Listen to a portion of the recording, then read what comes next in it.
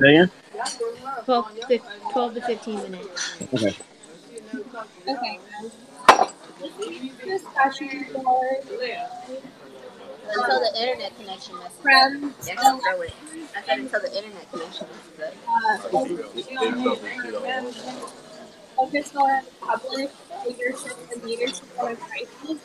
Please discuss ways that you believe organizations can teach their leaders at all levels to respond in a crisis.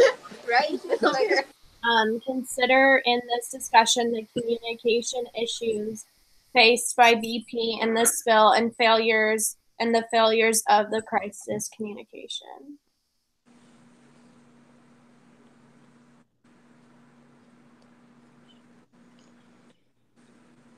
Um, well, I'll start, I guess. I feel like ways that organizations can get their employees ready for like crisis, just in general, is just basically like really developing them when they're training them and like making sure they know every ins and out of the company.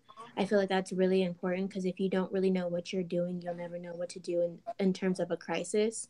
Mm-hmm. And I also feel like it's really important to like build the trust and the confidence within the company, because if you're not able to talk to anybody, you can't really deal with a crisis if you don't have really good communication within an organization. So I think those are two really good examples of how they can improve um, in terms of training their employees to be ready for certain situations like that. Yeah, I know. One way we kind of prevent a crisis as far as like bankruptcy or any like fraud or any crises in regards to that for my company is we have checks and balances in place. So we make sure that if one person is actually reconciling the credit card, another person's reconciling the bank account. So it's like for everything we do, there's a check and balance so that nobody can be actually doing like performing fraud on the company, which Mm-hmm. is a huge crisis for people. Yeah. I think one of the biggest ways that companies can like be more prepared, ready for crisis is good preparation. And you could take that as same approach into life. If you always account for what could go wrong, and prepare yourself for the event that something to go, like for example, like living in California, growing up, I always heard about like what to do when earthquakes do happen. They don't happen Yep. often. But whenever they do happen, they're very stuff like that. So even when I was in first grade, every so often our teachers, we would have assemblies based on like what to do when an earthquake happens and how to be safe and stuff like that. So earthquakes don't happen often, but just even being prepared and knowing what to do, like always helps. Yeah, I think that's true. Like you guys said, just like being trained on everyone being trained on it. And I really think that starts within like not just like with executives, but how a company runs, like the way they process stuff and their process management, especially like the example they gave this week, the BP oil spill. Those are like factors being on a rig that's an extreme circumstance that might not happen on a daily basis, but like Yeah. you work like if you're in the Navy and you're on a ship, things can happen. Or if you're in the Air Force and you fly an airplane, things break down, things do happen. And there are those like strenuous circumstances, but every factor I think needs to be considered. And that starts in their process management on being able to like think of every possible solution that can go wrong and then figure out a plan beforehand to prevent it. So in that case, everyone will know how to handle it. Yeah. Yeah. We actually had I also, one of our employees do like a crisis management training. So now she's trained in how we would get out of a crisis. She has monthly meetings with everyone on like fire evacuations and to kind of make sure that if something were to happen, there's at least one person that can contain the situation and actually make sure that we're all get out safely. yeah, for the company that I used to work for, um, in order to become a manager, we had to go through a key test. I feel like a lot of people have to do that. But in that key test, it has like certain factors of like, what would you do if like there was a blackout in the mall or something like that.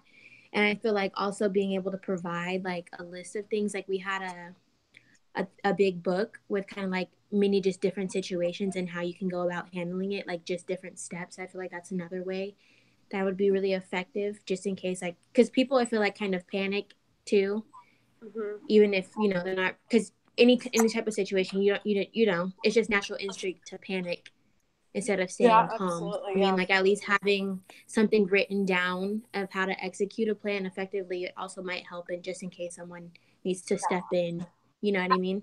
I think one thing to think about too is like how Jordan was saying, like how, you have one person in your company who handles that. And I think that's a great idea for every company to have, like within like risk management itself or some type of team. Because like I like think everyone should have training, everyone should know the plan, but they also like how you say like a huge company, if there's a huge company with over 1,000 employees, like they should all know like the basic crisis, but I do believe there should be a sense of like um you know disclosure, like at certain levels, like certain levels of like management to know more of the plan than others, because I feel like if everyone knows what every single component means, it could cause panic and crisis too, like. And Amy, just to touch base off your point, like that totally does happen. And so my company, my last one, we had a campus that had like 10,000 employees. So we actually went through crisis, like evacuations, like where each pod of our building, because we had 8 or 10 buildings. I don't know. We had like a lot of buildings. So each building and each section of that building, they each had a spot that they would go to.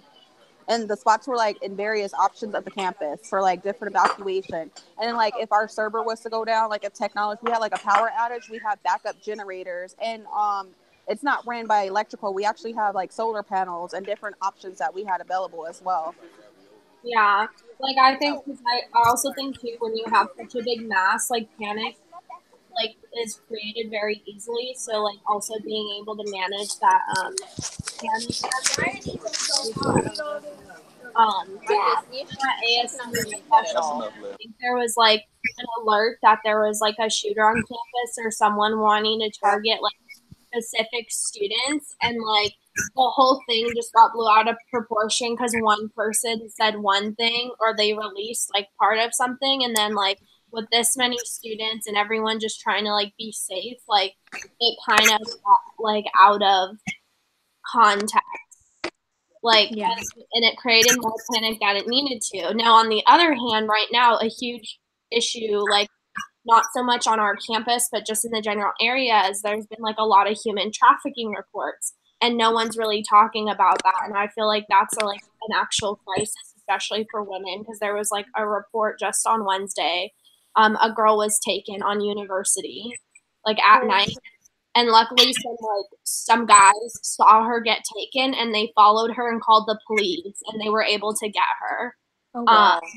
Which was great, obviously, but that's something like they kind of don't talk about, and I feel like that's like an equal crisis, and it's obviously happening a lot. That's really scary. That is. Yeah. So it's interesting to see both sides of that. Yeah. Because I get enough warnings of bees on campus. Yeah. Like, on a constant basis. I'm like, how many bees are there? Yeah, I definitely feel like they can do a lot more in terms of like the sex trafficking and informing us, or at least having maybe even classes to like teach us what to do in a type of situation like that. I feel like we can definitely prevent more things from happening. I know that they have like the little buttons on campus that you can press, and then they used to have safety escort. I don't know if that's still a thing, but like you can call a number and have like the cars take you to a spot instead of having to walk at night. Yeah, they still do have that. If you do have night classes, they'll help escort you, because a lot of my classes are sometimes at night. Yeah. Yeah. But like I feel like they should definitely kind of, have a plan, or like have information for us to like what to do if we were to ever be presented in a situation like that, because that's super scary. Yeah. Insane. Years old. Like they have a research center for it, and an information center, like within I think at the social work department. at ASU, but it like, yeah, it's just interesting how like that is not being highlighted on. Yeah. Yeah. That's crazy. So do you guys have any other thoughts on like public leadership in general?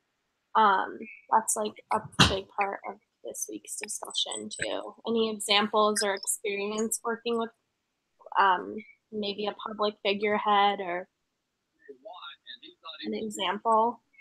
I don't personally have one, but I know of one. So one of my friends who's from Chicago, her father worked on Barack Obama's 2008? Yeah, 2008 campaign. Sorry about that, 2008 campaign. And she was telling me how he, like, the way he handles himself and the way he was very transparent with his election, his campaign. Yes, yeah, that.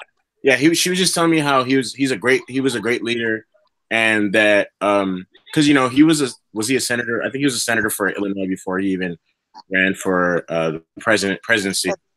She was just telling me how it wasn't a surprise to her how far he's come and how he was able to gain so much success and how he was able to gain so much tread leading up to the 2008 election, and that he won because of his leadership skills, his communication skills, and just a lot of other qualities he possesses. Her dad was offered a job to be on his cabinet. Yep. Yeah, but he turned it down for another offer. So it's just something that came to mind. That's actually what I wrote my my chapter 12 discussion on. So that's pretty cool. Wow, really cool. It is. Have anything else to add? I think we covered pretty much everything in that discussion. No, I'm good. Yeah? All right, guys. Well, this was the last one. I'll go post it right now. All right. Oh my gosh. It's been fun. Wow. It's been a long journey, guys. Yeah. 8 weeks.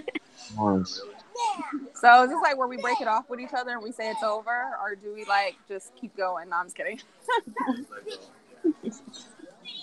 All right.